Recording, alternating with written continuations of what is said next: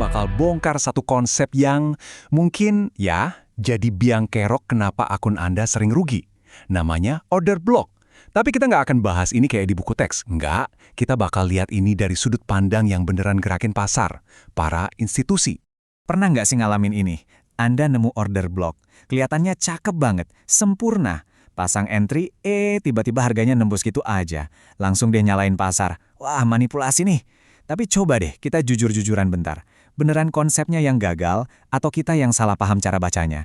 Dengerin baik-baik, karena jawaban dari pertanyaan ini bisa jadi bakal ngubah cara Anda trading selamanya. Oke, kita mulai dari kesalahan paling fatal. Nomor 1.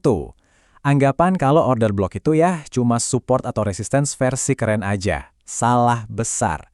Ini miskonsepsi yang ngebakar lebih banyak akun trading daripada yang bisa Anda bayangin, serius.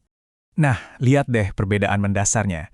Di satu sisi, ini cara pikir trader retail. Order block itu tembok yang nggak bisa ditembus, harga nyentuh pasti mantul, gitu kan? Tapi realitanya beda. Buat institusi, order block itu bukan tembok, tapi jejak transaksi. Anggap aja kayak TKP, tempat kejadian perkara, di mana mereka baru aja eksekusi order super gede. Dan buat eksekusi order segede itu, mereka butuh bahan bakar. Pertanyaannya, apa bahan bakarnya? Bahan bakarnya ya likuiditas. Gini deh, bayangin Anda itu manajer hedge fund.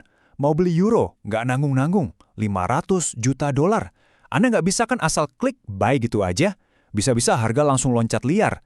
Anda butuh banyak banget orang yang mau jual. Nah, di mana kolam penjual terbesar itu ngumpul? Jawabannya, di area tempat stop loss para trader retail berjejer rapi. Jadi mereka berburu stop loss itu bukan buat iseng, tapi emang buat ngisi order raksasa mereka. Itu cara mainnya.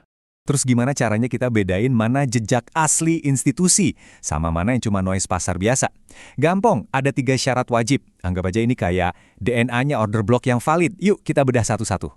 Penting nih, ini tuh bukan 3 hal yang kepisah-pisah, tapi satu rangkaian cerita yang utuh. Pertama, harus ada pembersihan likuiditas. Harga sengaja nyamber stop loss dulu. Kedua, boom, ada gerakan agresif yang kita sebut displacement. Nah, ini momen institusi buka kartu. Dan ketiga, gerakan super cepat tadi pasti ninggalin celah harga atau imbalance. Ini bukti kalau big money lagi buru-buru masuk. Tanpa 3 babak ini, ceritanya nggak komplit. Saya ulang sekali lagi ya, karena ini super penting. Kalau nggak ada displacement, nggak ada pergerakan harga yang meledak-ledak, itu bukan jejak institusional. Itu cuma harga lagi sideways biasa, konsolidasi doang. Displacement itu ibaratnya tanda tangan institusi di chart Anda. Oke, sekarang harusnya kita udah bisa nih identifikasi order block yang beneran valid. Tapi masalahnya kadang yang kelihatannya udah sempurna pun masih aja ditembus. Kenapa bisa gitu? Jawabannya bukan pasar curang, tapi karena kita sering banget kejebak sama 3 hal ini. Ini dia 3 biang kerok kegagalan paling umum. Pertama, zona itu udah pernah disentuh lagi, atau udah dimitigasi. Anggap aja kayak toko yang udah diobral, barangnya ya udah ludes. Udah nggak ada lagi likuiditas di situ. Kedua, Anda ngelawan arus utama. Anda coba beli padahal tren besarnya lagi terjun bebas. Institusi nggak akan secoroboh itu. Dan ketiga, ini krusial banget, Anda salah posisi. Anda beli di harga mahal atau premium dan jual di harga murah alias diskon. Padahal institusi ngelakuin kebalikannya. Tolong ingat ini baik-baik ya. Harga balik ke zona itu, atau mitigasi, itu bukan jaminan bakal balik arah.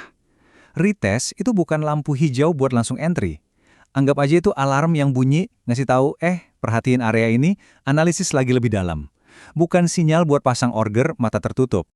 Oke, cukup teorinya, sekarang kita bikin ini jadi praktis. Saya kasih checklist validasi yang bakal maksa Anda buat mikir kayak institusi, bukan lagi kayak trader retail pada umumnya. Jadi sebelum Anda klik tombol trade, tanya dulu 4 hal ini ke diri sendiri. 1. Ada liquidity sweep nggak sebelum order block ini kebentuk? 2. Ada displacement dan imbalance yang jelas nggak setelahnya? 3. Tren di time frame gedenya ngedukung ide trading saya enggak? Dan 4, ini yang paling penting, saya mau pasang blind limit order atau saya sabar nunggu pasar ngasih konfirmasi reaksi harga dulu. Dan inilah pembeda antara amatir dan pro. Institusi itu nggak entry cuma karena ngelihat sebuah zona. Mereka entry karena sebuah konteks yang udah terbukti valid. Kotak yang Anda gambar di chart itu cuma satu keping puzzle kecil, padahal gambaran besarnya jauh lebih kompleks. Nah, ini semua ngebawa kita ke pergeseran mindset yang paling fundamental. Ini yang harus Anda lakukan kalau mau beneran sukses pakai konsep ini. Kalau cuma ada satu hal yang harus Anda ingat dari pembahasan kita kali ini, ingat ini. Order block itu bukan alat buat entry. Order block adalah alat buat membaca niat pasar. Ini cara Anda buat ngintip kartu yang lagi dipegang sama para pemain kakap. Jadi, lain kali order block Anda ketembus, jangan buru-buru nyalahin broker atau teriak manipulasi. Coba tanya ke diri sendiri, ini beneran jejak institusional yang valid? Atau saya cuma gambar kotak di area sideway biasa? Percaya deh, kemampuan buat bedain dua hal ini, itu segalanya dalam trading. Kalau Anda emang serius mau paham struktur pasar secara profesional, bukan cuma asal gambar kotak di chart, berarti channel ini pas banget buat Anda. Jangan lupa subscribe Zona Profit AI, karena di video berikutnya, kita bakal bedah tuntas soal displacement. Kenapa itu adalah sinyal paling jujur yang nandain big money udah masuk pasar. Sampai ketemu di sana!